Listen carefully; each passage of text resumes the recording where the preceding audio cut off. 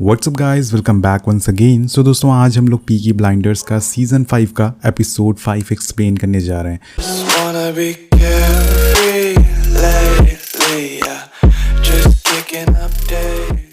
तो इसे शुरू करने से पहले हम आपको पिछले एपिसोड का थोड़ा सा रिकैप दे देते हैं, जहां हमने देखा था कि बिली बॉयज के सरदार ने अब टॉमी के साथ हाथ मिला लिया है, जिसके बाद टॉमी ने उसे अपने साथ बिजनेस करने का मौका दे दिया है। वहीं एक तरफ लिजी की बर्थडे पार्टी में लिंडा आ जाती है और पॉली उसे गोली मार देती है। वो ऐसा क्यों करती है, इसके लिए आपको एपिसोड 4 देखना होगा। तो चलिए एपिसोड 5 की शुरुआत करते हैं। एपिसोड शुरू होता है और हम देखते हैं कि सारे लोग जख्मी लिंडा को फौरन अंदर लेके जाते हैं और उसके हाथ पे लगी गोली को निकालने की कोशिश करते हैं। चलो शुक्र है गोली हाथ पर लगी थी, लेकिन लिंडा यहाँ पर चीखती है, चिल्लाती है, क्योंकि उसे बहुत ही ज़्यादा दर्द हो रहा था और वो पीकी ब्लाइंडर से बहुत ही ज़्यादा गुस्से में थी। इसी बीच वहाँ पर मोस्टली आ जाता है, जो ये सब होते हुए देख लेता है, पर टॉमी उसे बाहर जाने को कहता है, जिसके बाद वो लोग उसकी गोली को निकाल देते हैं और उसे आराम करने को कहते हैं।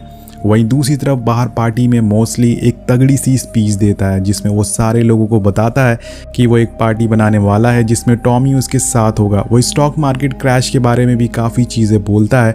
वो बोलता है कि ब्रिटिशर्स इंडिया से कॉटन मील से बहुत सारा पैसा कमा रहे हैं, लेकिन वो अपनी जनता के बारे में नहीं सोच रहे हैं। लेकिन हमारी पार्टी उनसे बिल्कुल अलग है, हम क्रांति लाने वाले हैं, आप लोग हमारा इसमें साथ देंगे। अब ये सुनकर सभी लोग जोर शोर से उसका समर्थन करते हैं। तो ये सारी चीज़ें दूर खड़ा टॉमी देख रहा होता है और सुन रहा होता है। वही मिस्टर गोल्ड को भी हम देखते हैं, जो ये सारी बातें सुन रहे थे। देखते ही देखते मूसली की स्पीच वहाँ के लोगों को काफ़ी पसंद आने लगती है, जिसे सुन के सारे लोग उसके लिए तालियां बजाते हैं। अब ये सब देख के लिजी टॉमी से बोलती है कि मुझे ये समझ नहीं आ रहा है कि तुम इस आदमी के साथ काम क्यों कर रहे हो। टॉमी बोलता है कि एक आखिरी बार मेरे ऊपर भरोसा कर लो और फिर देखना। इसी बीच उनके पास मोस्टली आ जाता है, जो लिजी के सामने उसे थोड़ा एम्बैरस करता है उसके पास को लेके, पर टॉमी उसे कुछ भी नहीं बोलता। वो एक सही समय का इंतजार कर रहा था और सही समय आते ही वो मूसली से सारी चीज़ों का एक एक करके हिसाब लेने वाला है। सीन शिफ्ट होता और हम टॉमी मूसली को साथ में देखते हैं, जहां वो अपनी स्पीच के बारे में बता रहा था। टॉमी कहता है कि उसे वो काफ़ी पसंद आई उसकी स्पीच और अब उसके साथ उसे काम करके अच्छा लगेगा। इसके बाद मूसली उसे बताता है कि उसने 2 रेसिंग ट्रैक बिली बॉयज़ को दे दिए हैं, ताकि उनके और हमारे बीच एक अच्छा माहौल बना रहे। अब ये सुन के तो टॉमी का खून खौल जाता है, लेकिन वो खुद को किसी तरह से शांत कर लेता है और कहता है उसे अपने ज्यूस लॉर के साथ अब काम करना छोड़ देना चाहिए, क्योंकि मैं यानी कि मोस्टली ज्यूस लोगों के साथ काम नहीं करता हूँ। तो एक्चुअल में मोस्टली ज्यूस लोगों से नफरत करता था। अब जाते जाते मोस्टली बोलता है कि अब उसे ये फैमिली ड्रामा ख़त्म करना होगा और उसे दारू भी थोड़ा कम पीना पड़ेगा। अब इतने सालों में पहली बार टॉमी भैया को किसी ने दारू कम पीने को कहा था, तो यहाँ पर वो एक गिलास और चढ़ा लेता है। यहाँ हम टॉमी की शक्ल देख के पता लगा सकते हैं कि अब मूसली का वक्त काफ़ी करीब आ चुका है, क्योंकि उसने अपनी लिमिट क्रॉस कर दी है।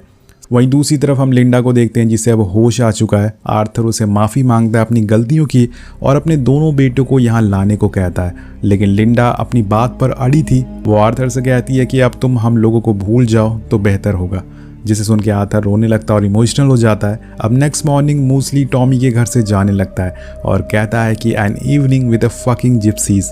तो कहीं ना कहीं दोस्तों वो भी टॉमी से नफरत करता है, लेकिन बस अपना काम निकलवाने के लिए वो टॉमी के साथ खड़ा हुआ है। उसके जाने के बाद लिंडा भी आर्थर को छोड़ के चली जाती है और उसे देखकर आर्थर भी इमोशनल हो जाता है। अब सीन शिफ्ट होता और हम टॉमी के ऑफिस के बाहर कुछ बच्चों को खेलते हुए देखते हैं, जहाँ पे बेन की कार खड़ी है और एक ब्रिटिश ऑफिसर है, जैसे कि मैंने आपको पहले बताया था। वो टॉमी से मिलने उसके ऑफिस आया हुआ है, जहां वो बेन को एक एनवेलप देता है और टॉमी कहता है कि इसमें एक चेक है जिसमें मूसली के साइन है। वेल दोस्तों, ये चेक थे जिस पर टॉमी ने मूसली के सिग्नेचर करवा लिए थे, लेकिन बेन ये देख के कहता है कि इससे कुछ फ़ायदा नहीं होने वाला है, क्योंकि मेरे ऑफिस में ऊपर से लेके नीचे तक सारे जितने सीनियर हैं कल तुम्हारी पार्टी में थे और उन्होंने वहाँ मूसली की स्पीच सुनी, जिसके बाद मानो वो उसके फ़ैन ही हो गए और सारे लोग अभी तक बस मूसली की ही बातें कर रहे हैं। शायद इससे कुछ ना हो, तुम्हें कुछ और ट्राई करना होगा। लेकिन टॉमी अपनी बात पर अड़ा रहता है। वो जाके ये चेक अपने सीनियर को देने को कहता है। इसके बाद हम बेन को उसकी कार में नीचे देखते हैं और वो डॉक्यूमेंट को फिर से खोल कर देख रहा था, जिसके बाद वो कार को स्टार्ट करता और तभी बूम, एक धमाका होता है। अब ये धमाका इतना धमाकेदार होता है कि टॉमी की खिड़कियां तक टूट जाती है। वो फौरन भागकर नीचे आता है उसकी जान बचाने के लिए, लेकिन तब तक दोस्तों बहुत ही लेट हो चुका था। पूरी कार जल के खाक हो चुकी थी। यहाँ पर बेन की मौत हो जाती है और साथ साथ में वहाँ पर खेल रहे एक बच्चे की भी मौत हो जाती है, जिसे देख के टॉमी को बहुत ही बुरा लगता है। वो पूरी तरह से अंदर से हिल चुका था। अब किसी को पता चल चुका था कि बेन टॉमी की मदद कर रहा था, इसलिए उसने उसे मार दिया। टॉमी बेन की खबर लेके एडा के घर जाता है और घर में एंटर करते ही एडा समझ जाती है कि ज़रूर कुछ बहुत बुरा हुआ है, क्योंकि टॉमी की शक्ल पे वो साफ साफ झलक रहा होता है। वो उसे बोलता है कि मैं जो भी तुम्हें बताने जा रहा हूँ उसे सुनने से पहले तुम एक बात ज़रूर याद रख लेना। तुम्हारे अंदर एक बच्चा पल रहा है, तुम्हें उसके बारे में भी सोचना है। तो वो बताता है कि बेन की मौत हो चुकी है, उसकी कार में किसी ने धमाके से उड़ा दी। अब आगे वो बताता है कि इसमें एक 10 साल का बच्चा भी मारा गया है। वो वहीं कार के पास खेल रहा था, मैंने उसके घर वालों से बात कर ली है। एडा बोलती है कि हम शेल्बीज जिस चीज़ को भी हाथ लगाते हैं वो हमेशा हमसे दूर चली जाती है, ऐसा क्यों होता है टॉमी? एडा के इस सवाल का जवाब टॉमी के पास नहीं था। अब उसके सवाल का बिना जवाब दिए हुए टॉमी वहाँ से निकल जाता है। तो एडा बोलती है कि इसमें तुम्हारी कोई भी गलती नहीं है। टॉमी कहता है कि ये सब मेरी वजह से ही हुआ है, वरना आज वो 10 साल का बच्चा गली में खेल रहा होता। अब इसके बाद वो अपनी कार में जाके बैठ जाता है और तभी वहाँ उसे एक बार फिर से ग्रेस का विजन आता है। यहाँ हमें साफ साफ पता चल रहा था कि टॉमी अब परेशान हो चुका है। आगे हम देखते हैं कि मिस्टर गोल्ड और आर्थर ओपियम लेने के लिए मिस्टर चैंग के अड्डे पर जाते हैं, पर उन लोगों को वहां पता चलता है कि कुछ गैंग के लोगों ने चैंग और उसके आदमियों को मारने की कोशिश की है और ओपियम को भी लूटने की कोशिश करी है। अब इसके आगे वो कुछ और सोच पाता कि उस पर भी हमला हो जाता है और गोलियां चलना शुरू हो जाती है। लेकिन आर्थर शेल्बी कहाँ किसी से डरने वाला था दोस्तों। वो निकालता है अपनी डीपी और भून डालता है सभी को और चुन चुन कर सभी को ऊपर भेज देता है। इसके बाद वो लोग गोडाउन के पास जाते हैं, जहाँ उसका एक आदमी बताता है कि इसी गोलीबारी में एक पुलिस वाला भी मारा गया है। तो आर्थर उसे जला देने का ऑर्डर देता है ताकि किसी को पता ना चले और मिस्टर गोल्ड से कहता है कि जो भी रास्ते में आए उन्हें ऊपर पहुंचा देना, उन्हें मत छोड़ना। सीन कट होता और यहाँ हम टॉमी को बेन के फ्यूनरल में देखते हैं। तो पीकी ब्लाइंडर्स ने इस धमाके की जिम्मेदारी IRA के ऊपर डाल दी थी ताकि उन लोगों के ऊपर कोई भी बात ना आए। टॉमी उसके फ्यूनरल से होने के बाद एक पागल खाने की तरफ जा रहा था। अब आप लोग सोच रहे होंगे कि आखिर टॉमी का पागल खाने से क्या काम है, एक पागल का उससे क्या काम हो सकता है। तो सब्र रखिए, आगे एक बहुत ही बड़ा ट्विस्ट आने वाला है। आगे हम देखते हैं कि टॉमी पागल खाने जाता है, जहां पर वो एक बार्नी नाम के आदमी से मिलता है जो दिमागी हालत से ठीक नहीं होता। लेकिन गौर करने वाली बात ये थी कि बार्नी टॉमी के साथ ही जंग में था, लेकिन जंग से आने के बाद बार्नी के दिमाग में जंग का खौफ बुरी तरह से असर कर गया था। इस वजह से ऑफिशियल ने उसे यहाँ पर बंद करवा दिया।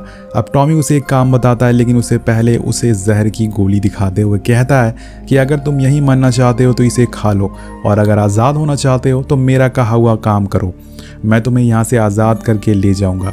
वेल, आप लोगों को बता दूं कि बानी एक कमाल का शार्प शूटर है, तो अब इसे टॉमी किस लिए यूज़ करने वाला ये आपको आगे पता चलेगा। अब आगे जाके ये कुछ बहुत ही बड़ा करने वाला है।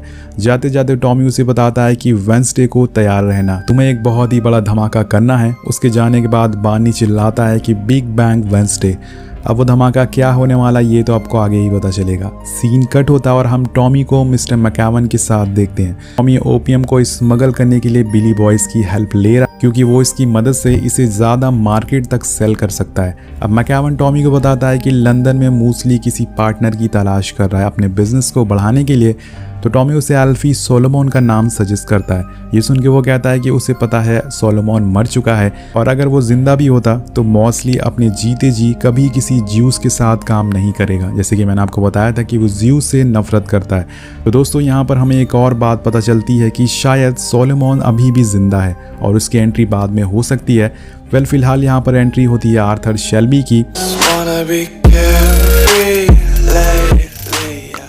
और इसी बीच वहाँ पर आर्थर और मिस्टर चैंग की भिड़ंत हो जाती है। दोनों की बहस होना शुरू हो जाती है, लेकिन टॉमी किसी तरह से उन्हें संभाल लेता है।